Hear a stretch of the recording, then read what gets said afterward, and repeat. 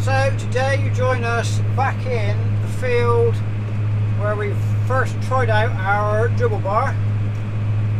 So if you saw that video, you'll know we were spreading on a grazing field that had been grazed off, I think I said 3 times prior to the slurry, and it needed grazing again really, but the weather at the time forced us to keep the cows in. They were housed again for a few days and we had to spread slurry somewhere, and it had to come into this field.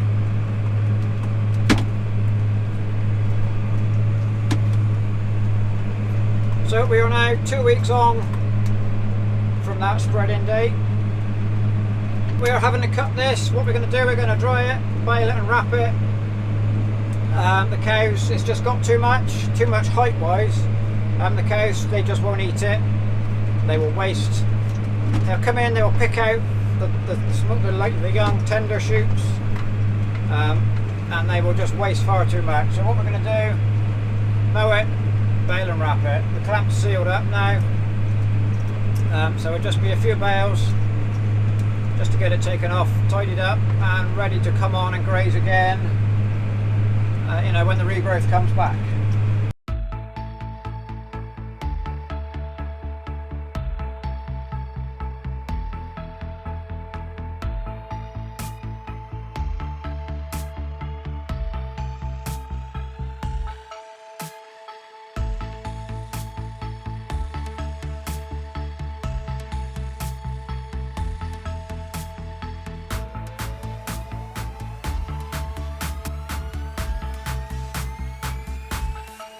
So this is what we've got.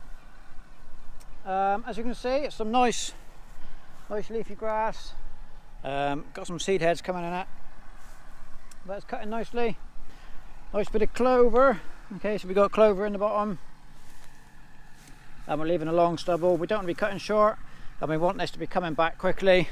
By cutting too low, it won't recover as fast. But there's plenty of moisture in the soil. And that longer stubble, it will soon shoot on again. Okay, right, so we are back. We are now 3 weeks on from when we mowed it. As you can see behind,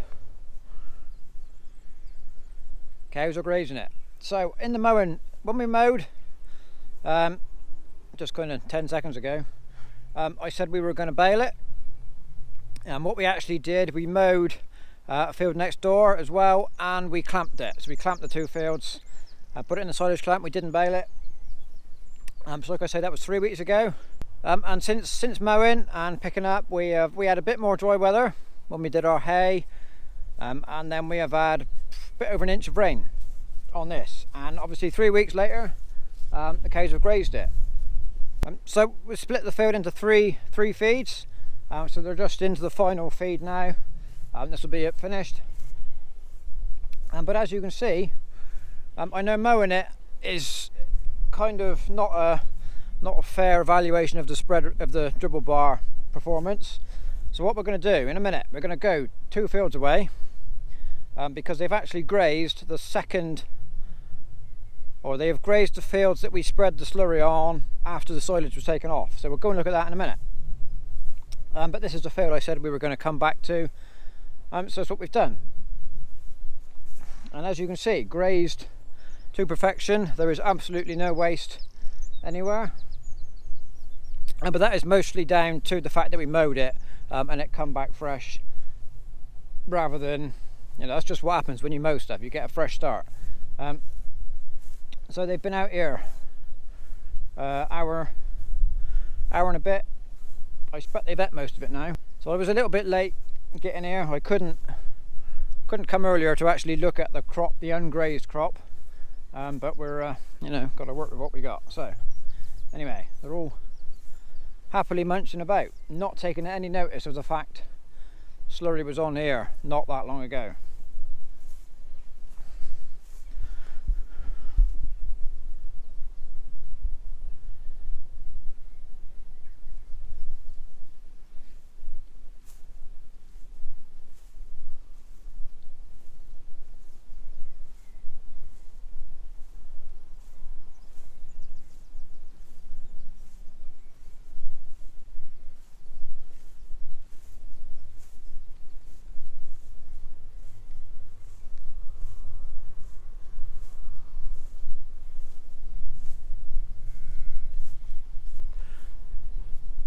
bulling cow there. We'll do her in the morning. As you can see, she's got her collar on. We've been looking at her, been watching her all day. As you can see, she's not quite standing yet. The blue one is trying to ride a barrener, but the one with the collar on, she's showing some activity, and she will be ready for serving in the morning. But she's getting there, so that'll be done. Anyway, right, here we are. We are on to the final feed, and as you can see, they've pretty much hoovered it all off. Just one or two still about grazing. Majority of them behind, lying down, filled up, just doing cow stuff.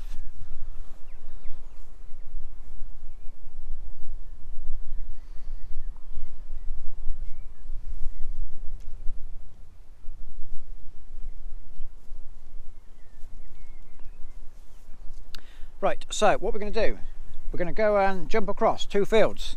That will give us a better, what's the word? So that will give us a better indication of how quickly they graze behind the dribble bar.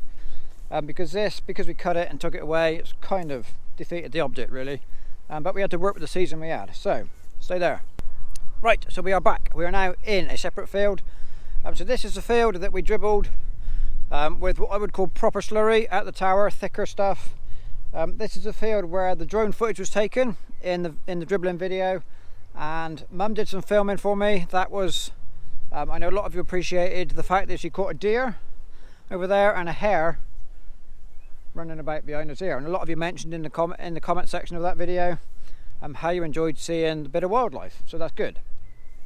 Right, but why I'm here, before we get into the main field, I want to talk about the grazing here. So from here to the hedge,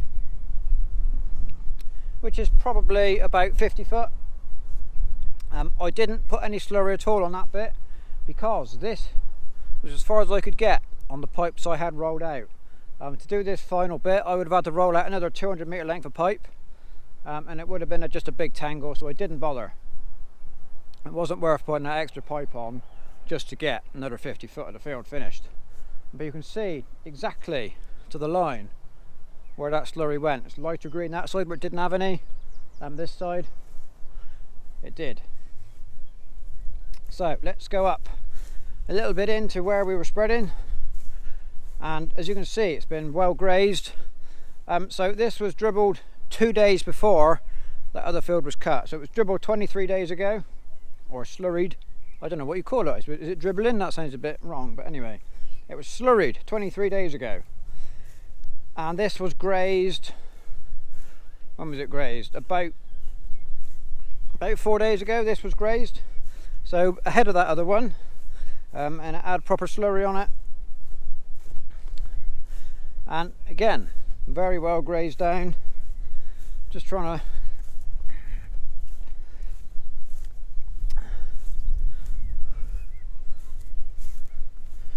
just go up, try and see if we can find some slurry.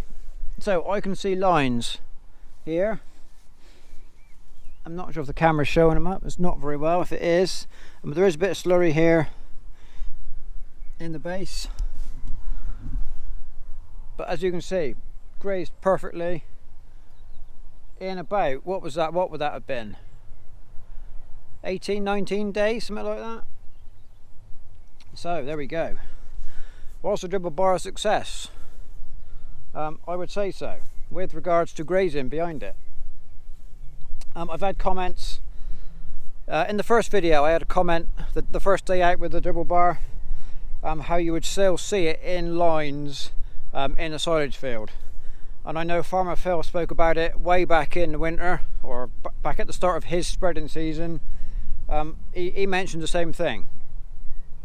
So that's something we're going to have to watch in the spring. But we don't cut any more of this. You know, the whole home farm is grazed after first cuts. We don't cut anything else here as a rule, unless we get too much, which happens occasionally. But the majority of it will be grazed, and there is virtually zero rejection, apart from stinging nettles. But cows don't eat them. Anyway, So there we go. Dribble bar is a success. It does what it says.